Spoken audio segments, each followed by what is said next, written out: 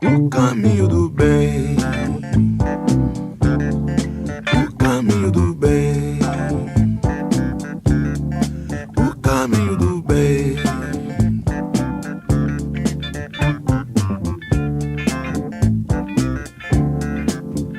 Já iniciou, está acontecendo. O nosso primeiro convidado é o Valmir. Valmir é o representante para a Latinoamérica de Cybersecurity da Accenture. Ele vai dar uma palavrinha aqui um pouco sobre o assunto. E, assim, espero que vocês sorvam bastante conhecimento dessa talk. Eu, pelo menos, com certeza vou. E é isso aí. O palco é seu. Obrigado. Bom, boa noite, pessoal.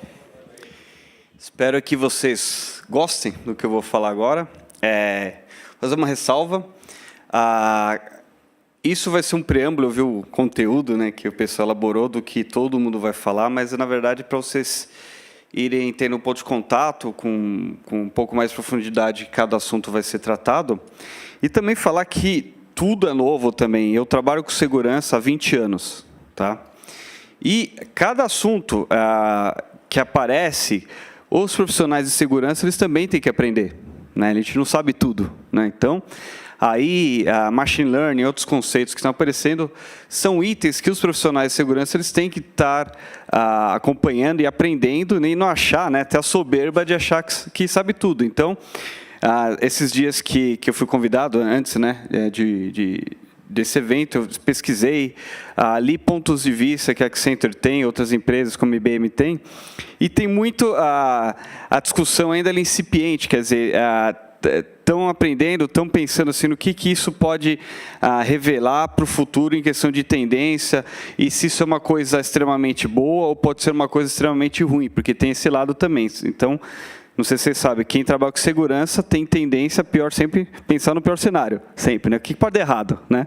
Então, se alguém está pensando numa solução, tem alguém que está pensando na sacanagem, sempre. Né? Então, qualquer nova tecnologia tem alguém por trás que está pensando no que pode dar errado e como que eu posso usar isso para o mal. Né? Interessante que, falando nisso, há uns 2 meses atrás, meu chefe esteve visitando a Accenture e ele falou assim, olha, sabe uma coisa que eu estava pensando? De repente, a gente pode usar o Brasil aí para uma capacidade de prevenção, detecção de problemas, de fraude, porque a criatividade para o brasileiro, para o mal, é tão boa que a gente tem que reverter. Né? Usar esse polo, que é negativo, virar um polo positivo para usar a criatividade. Né? E realmente, a gente sabe que sempre vai ter esse lado. Né? Então, eu sugeri que tem 3 pontos nesse talk agora. O primeiro é como que a inteligência artificial pode ajudar a cibersegurança, em que aspecto. A segunda, né, como que ela pode virar uma ameaça, né, pode virar um problema. E o terceiro, como esse ecossistema ele tem que ser protegido, porque tem um ecossistema por trás disso. Né? Então, falando um pouco como que pode ajudar, é o mais óbvio. Né? Porque quem tem o conceito de num sistema de monitoramento, um CIEM que décadas atrás veio com os firewalls, com dispositivos de prevenção e detecção de eventos, né, que você coloca nas pontas, né, dos segmentos de rede. Então, desde o começo, isso eles vão acumulando informação, né? Informação fica lá parada ou não, e você tem que ter uma ação. Então, esses dispositivos sempre têm um monte de log guardado, e a questão que vinha para os profissionais de segurança, e geralmente vinha um auditor cobrar aquilo, é falar assim, legal, você captura informação, o que você faz com aquilo? Não, então, tem que ver, né? Eu tenho que monitorar, mas eu não tenho tempo. Então, ficava parado lá a informação. Aí, com o tempo, foi criado o conceito de CIEM. O CIEM ele automatiza essa tarefa de colecionar logs, que são potenciais problemas de segurança, compilar aquilo e levar para um operador, né, que a gente chama nível 1 de um SOC, de um Security Operations Center, já algo mais mastigado, para ele investigar, para ele analisar. Né? Então, já tem muito conceito de machine learning nisso, de padrões, mas é muito configurável. E a tendência é que isso vá evolua para um próximo nível, né? Usando machine learning com inteligência artificial de forma o quê? que as pessoas que estão monitorando esses eventos, estão no Security Operations Center, por exemplo, elas façam algo mais nobre, vamos dizer assim, ao invés de ficar olhando para a tela e vendo o que aparece lá. Quer dizer, numa melhora dessa tecnologia, que é baseada em Network Behavior, Use Behavior, etc., esses caras eles vão para a investigação direta, eles já vão ter mais confiança de que aquele evento realmente é um problema. Porque mesmo com toda a compilação que existe hoje, ainda existe um trabalho, vamos dizer, manual, operacional, por isso que a gente diz que tem diversos níveis no SOC, né? E a grande tendência, o grande aliado que chega aí é para que isso realmente aconteça, que as pessoas de segurança realmente elas trabalhem, né, em coisas necessárias, que é na parte de inteligência, na parte de prevenção, e gaste menos tempo em atividades operacionais, né? Então, a EBM aqui do meu amigo Pedro vende muito bem isso com o seu Watson, né? Não o seu Watson, com o Dr. Watson, né? É um doutor, né? Não um senhor. É um doutor. Mas isso é uma tendência com outras plataformas que existem, vão acontecer. A Accenture tem uma, né, que também ela usa muito User Behavior, Machine Learning e Artificial Intelligence para já ajudar o profissional de segurança com tarefas menos operacionais e mais eficiência. Okay? Então, essa é uma das aplicações, tem N outras, mas a gente sabe que a tecnologia ela vai ajudar o profissional de segurança em N aplicações, principalmente que C-levels, que seja necessário analisar quantidades de dados, que realmente é muito complicado por pressão de pessoas, custos, etc. Então, com certeza, isso é uma tendência e não tem como voltar atrás. A gente precisa disso, né? Então, isso é extremamente necessário. Eu acho que isso veio para ficar e não tem como alterar isso. Okay? Mas aí vem o segundo ponto, né?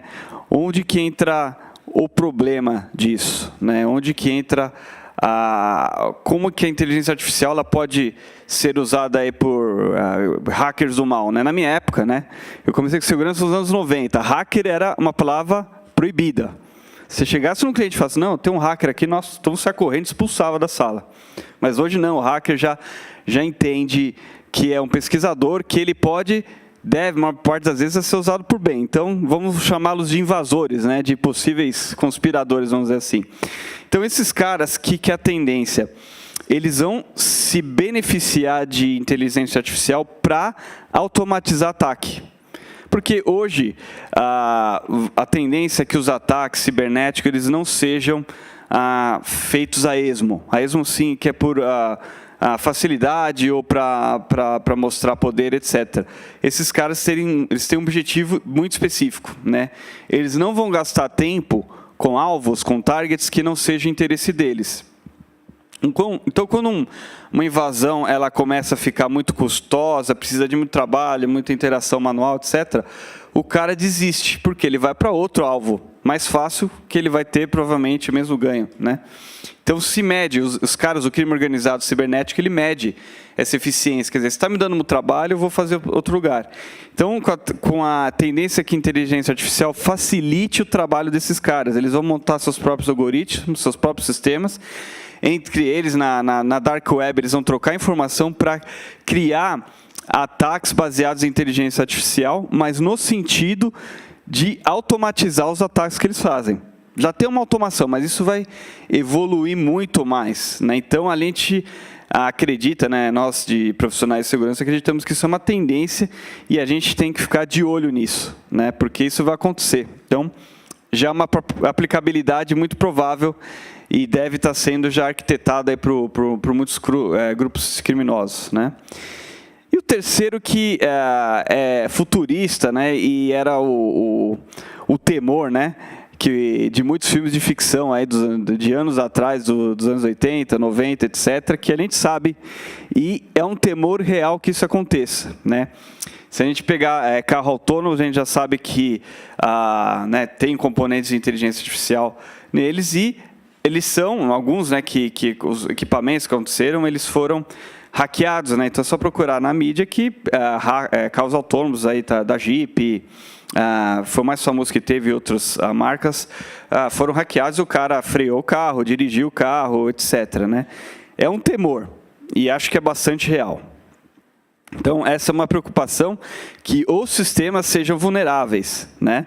Uma preocupação é, por exemplo, você vai entrar no atendimento, né, no chatbot com inteligência artificial, e você imagina a sacanagem que pode ser feita se alguém invadir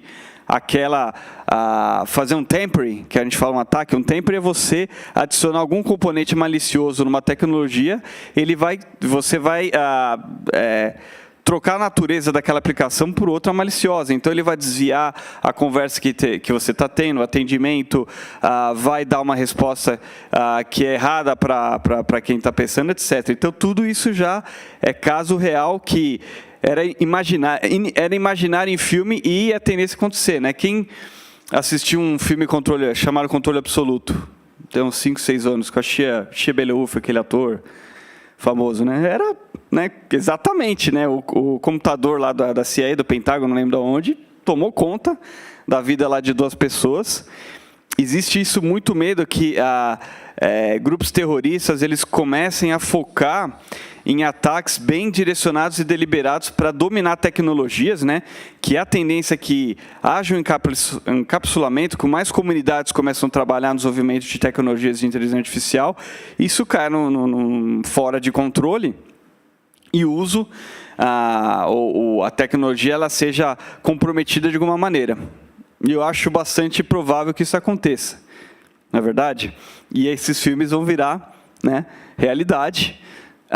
Talvez uma menor proporção, mas numa escala que pode ser preocupante para governos, nações, etc. Né? A gente vê aí grupos terroristas se armando cada vez mais de guerra cibernética, e isso pode ser um problema.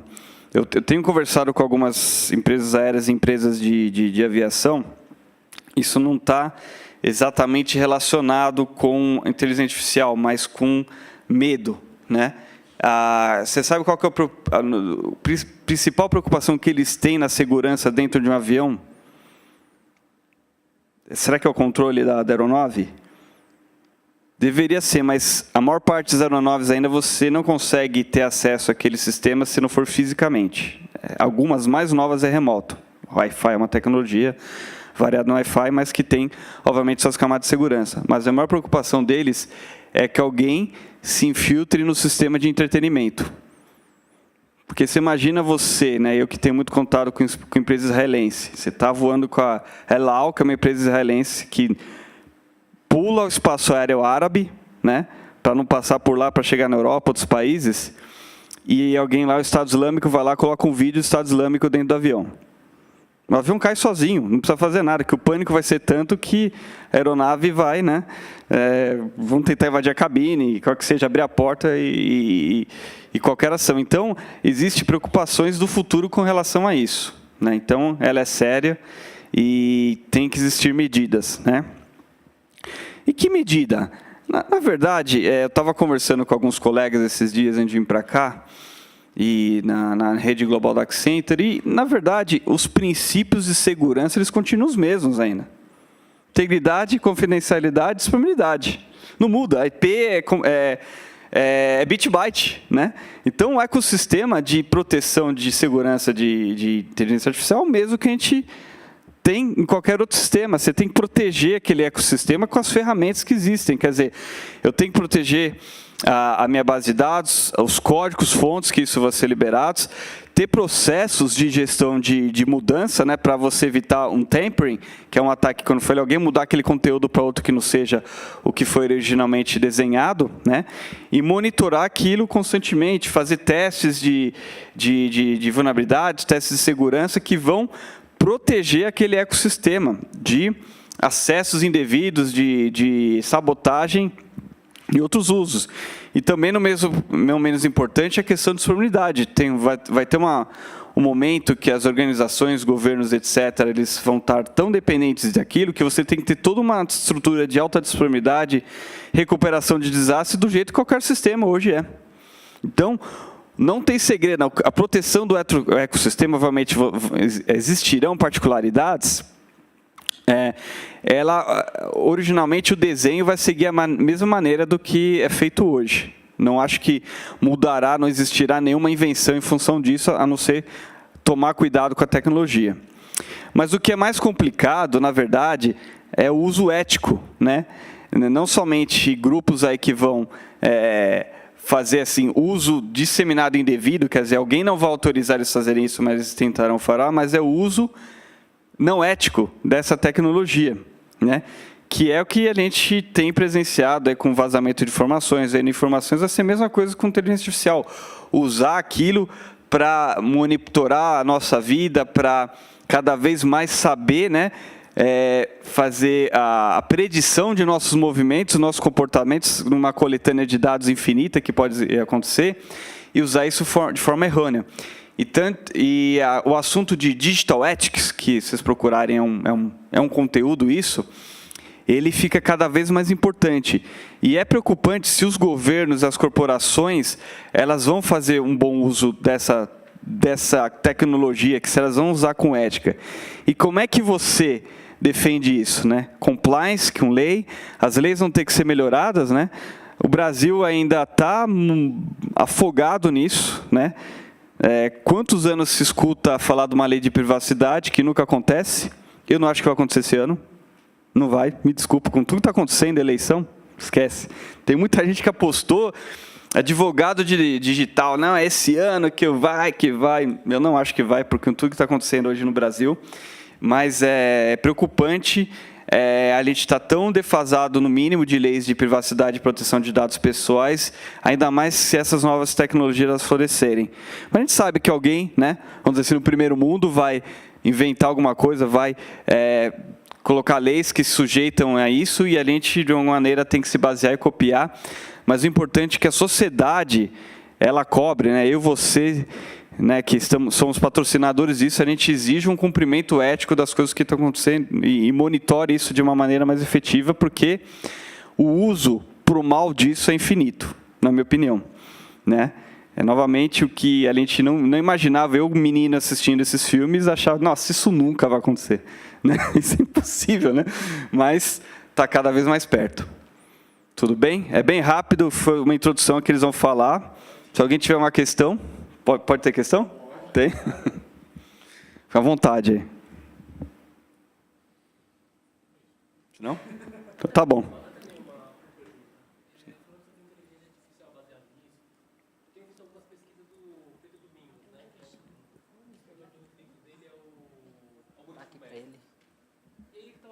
Essa questão de você construir... Então, ele estava falando sobre esse conceito de você construir algoritmos e usar a inteligência artificial para mitigar riscos de segurança. Mas o cerne da questão que ele coloca é que está baseado no desenvolvimento desses códigos.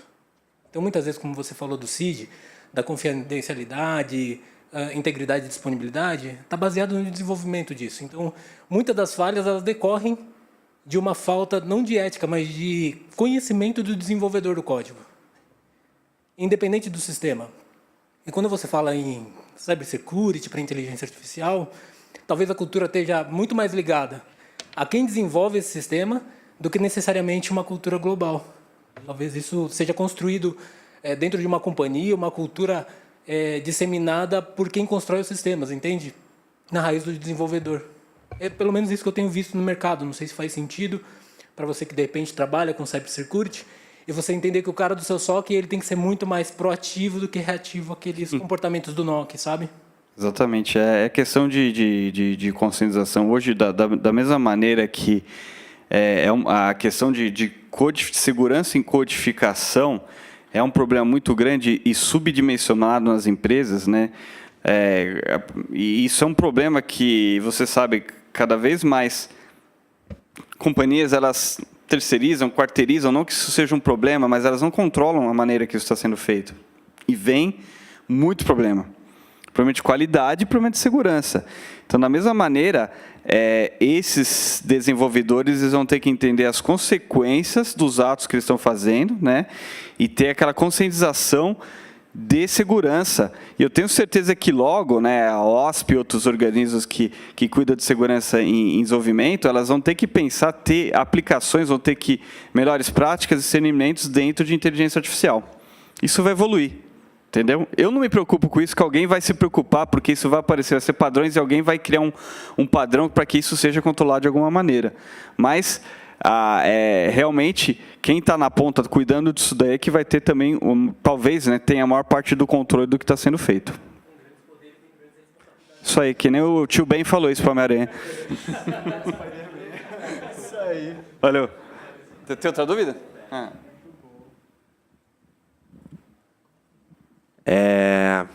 Você falou sobre confidencialidade, integridade e disponibilidade. Mas eu não sei se você se aprofundou sobre isso, sobre esse tema específico. Mas, por exemplo, na saúde a gente vai ter bastante modificação também daqui para frente. Se a gente pensar que hoje a gente já consegue entender a codificação de um genoma, por exemplo,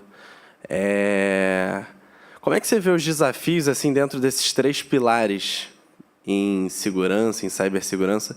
Porque não foge de tecnologia, né? Desafio de, por exemplo, você manter isso confidencial, privacidade, se isso tem que ser protegido? Foi nesse sentido? Por exemplo, a gente está bebendo água aqui. Alguém pode colocar um vírus para um genoma específico. Da biotecnologia, se diz. Isso. Eu acho que o princípio vai ser o mesmo. Eu trabalhei pouco tempo atrás em segurança em sistemas industriais. Quem não sabe, uma empresa como a Sabesp e outras utilities que distribuem água ou energia, essa parte, por exemplo, de tratar a água, ela é automatizada, tem uns sistemas de escada que cuidam disso, né? E teve uma invasão nos Estados Unidos, terrorista, que foi pouco divulgado, na mistura de cloro, de como que se distribui a água. Entendeu? Foi tentado fazer isso injetando, né, códigos nesses sistemas. E aí, eu não imagino que a biotecnologia não vai ser diferente. Vai ter que ter uma proteção em cima daquilo também, mas usando esses mesmos conceitos. O conceito não vai mudar. Como que você vai segurar aquilo? Vão existir N tecnologias, N techs, mas a raiz da mentalidade de como eu tenho que proteger isso, ela não vai mudar. Entendeu? Então, o grande desafio é se a gente vai estar na frente ou vai estar atrás desses caras. Esse é o ponto.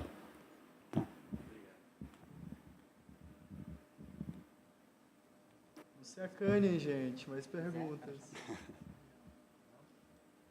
Se não tem mais, é isso. Muito Obrigado. Obrigado pela presença. Obrigado, pessoal. Valeu. Obrigado, Almir.